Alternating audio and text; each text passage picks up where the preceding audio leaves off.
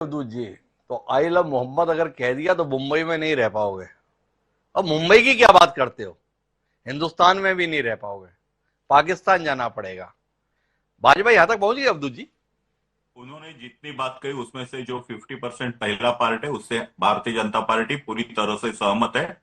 उन्होंने जो कहा कि गर्व से कहो हम हिंदू है कहने वाले, हर हर महादेव कहने वाले, शिवाजी महाराज की जय बोलने वाला मेयर होना चाहिए, बिल्कुल सच है। उन्होंने दूसरा जो कहा, सर तन से जुदा की घोषणा देने वाला या होना नहीं चाहिए, क्योंकि भारतीय संविधान में ऐसा किसी को अधिकार नहीं दिया है।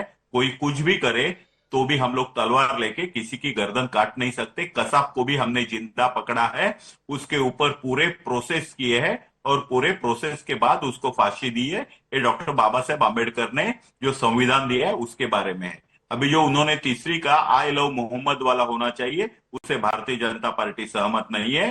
भारतीय जनता पार्टी सर्व धर्म भाव को मानती है, घटना ने दिए स्वतंत्र को मानती है। हमारे साथ भी मुस्लिम कार्यकर्ता है, मुस्लिम लोग हैं, लेकिन वो भी राष्ट्रीयत्व से भरे हुए हैं। वो कभी पाकिस्तान जिंदाबाद के नारे नहीं लगाते। और बांग्लादेश में जब हिंदुओं के ऊपर अत्याचार होता है तो हमारे राष्ट्रभक्त मुस्लिम भी उनके खिलाफ, बांग्लादेश के खिलाफ आवाज निकालते हैं। लेकिन बांग्लादेश में जो हिंदुओं का शिरकांड हो रहा है तब कुछ बात नहीं करने वाले। और गाजा में यदि मुस्लिमों के ऊपर अत्याचार होता है उसके लिए निषेध मोर्चा निकालने वाले जो है वो सच्चे हिंदुस्तानी नहीं है।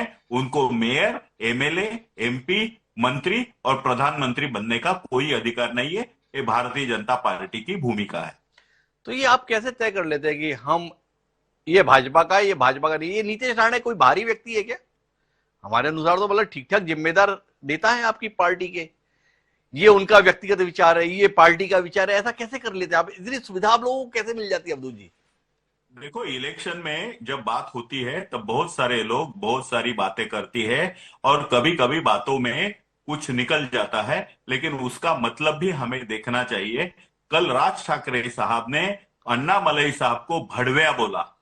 भड़वेया, आपको मीनिंग समझता है? एक राष्ट्रीय नेता जो आईपीएस ऑफिसर रह चुका है, जो आदमी तमिलनाडु का भारतीय जनता पार्टी का अध्यक्ष रह चुका है, उसको राज ठाकरे भड़वेया बोलेगा? राज ठाकरे धमकी देगा कि महाराष्ट्र में आने नहीं दूंगा, उनकी तंगड़ी तोड़ डालूंगा। अरे आपकी हिम्मत कैसी हो गई? भारतीय संविधान ने भारत के किसी भी आदमी को कहां भी जाने का अधिकार दिया है। जो अधिकार नहीं था वो 370 धारा हमने तोड़ डाली, हमने खत्म कर डाली।